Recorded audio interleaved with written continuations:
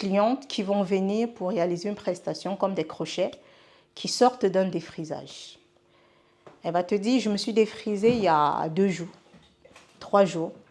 Mais maintenant, si vous ne posez pas la question, elle ne vous dira pas peut-être. Vous tombez dessus, vous nattez. Là, vous êtes en train de traumatiser son cuir chevelu. On ne peut pas sortir d'un traitement chimique et aller natter. Déjà, nos cheveux, en fait, ne sont pas implantés très profondément. On est à 2,5 mm de profondeur. Et là, si on va encore sur une traction, sur un cheveu qui a été fragilisé, forcément, on va tout les perdre. Parce que quand vous sortez d'un défrisage et qu'on va natter, il y a déjà une traction. On va poser des crochets. Déjà après un défrisage, au bout de 15 jours, il faut refaire des soins pour restructurer la fibre capillaire. Ça, déjà, ce n'est pas fait. Et quand on revient faire des crochets, qu'on va garder peut-être 400 semaines, voire 6 semaines. Donc déjà, le cheveu est enfermé, il est saturé, il est traumatisé. Et qu'on ne soit pas surprise de les perdre, en fait. Donc c'est ça déjà les points qu'il faut voir. Voir l'état du cheveu, du cuir chevelu, ainsi de suite. Donc là, ça permet maintenant de donner des conseils personnalisés. Voilà, lui dire quoi faire, quel est l'entretien à apporter. Le but du diagnostic, vraiment, c'est ça. Comprendre l'état du cheveu. Voilà, vous avez envie de faire telle prestation. Aujourd'hui, malheureusement, on ne peut pas vous la faire. Pour ça, ça. Mais si en amont, on n'est pas informé de ce qui a été fait, on va tomber dessus, on va coiffer. Et la cliente, elle perd ses cheveux. Elle est ignorante. Les clients qui viennent nous voir, en fait, on est comme les médecins. Voilà, on est comme les médecins et on est là pour apporter des solutions et vraiment poser des diagnostics concrets. Vous voyez, on n'est pas là juste... Quand on arrive chez le médecin, il examine d'abord. Il écoute le cœur. Il fait son examen. Il vous prescrit une ordonnance en fonction de son examen. Mais c'est pareil que nous. Quand on prend un peigne pour coiffer, il faut d'abord qu'on examine avant de proposer une prestation. Qu'est-ce qui convient, qu'est-ce qui ne convient pas. Je prends un autre exemple. Une cliente, les clients qui ont l'habitude de faire des coiffures avec raie. La raie, le traçage là.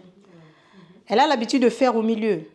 Mais si on ne lui demande pas, vous venez refaire au milieu, ça déjà, vous continuez de traumatiser le cuir chevelu parce que vous nattez encore au même endroit qui a été natté il y a quelque temps. Il y a eu une traction à cet endroit-là. Mais si on ne change pas, le cheveu, il est en train de mourir. Et ça dépend aussi comment c'est natté. Parce que parfois, quand vous voyez des personnes, c'est tellement serré, tu te dis, mais comment elle fait? Donc, c'est pas mal de choses comme ça qu'il faut voir en amont. Donc, ici, je suis, comme je vous ai dit, dans le questionnement. Accueil de la clientèle et écoute active. Écoutez, parce que comme on dit souvent, si on a une bouche et des oreilles, ça sert bien à quelque chose. Les oreilles, on écoute, la bouche, on parle moins. Parce que c'est en écoutant la personne qu'on saura vraiment ses besoins, ses attentes et les besoins de ses cheveux. Qu'est-ce qui s'est passé avant? Qu'est-ce qu'elle a fait? Posez des questions.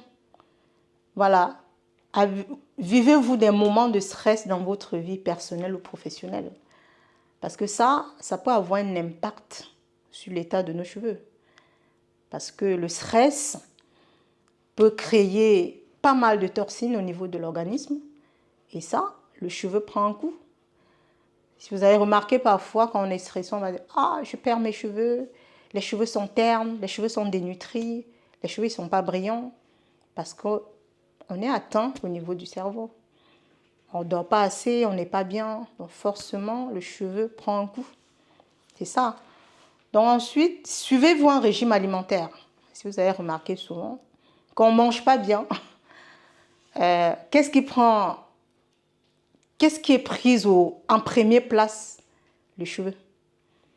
Les cheveux tombent, les cheveux sont fatigués, les cheveux, l'alimentation. Donc en soi-même,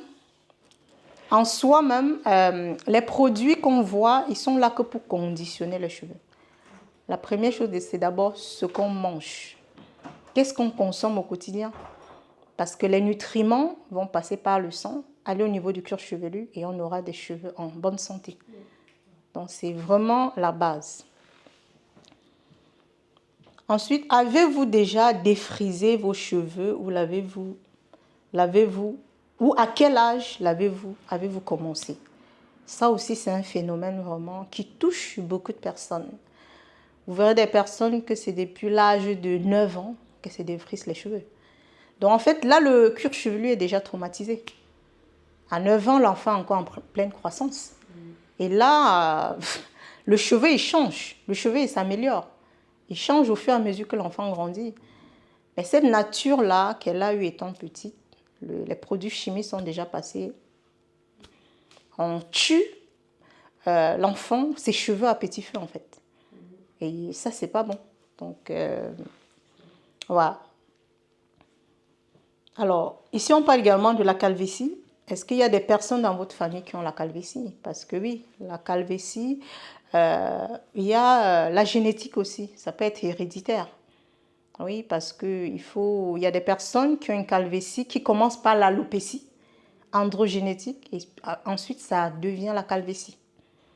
Et forcément, ça peut venir des jeunes, des arrière-grands-parents. En tout cas, ça vient souvent de la famille.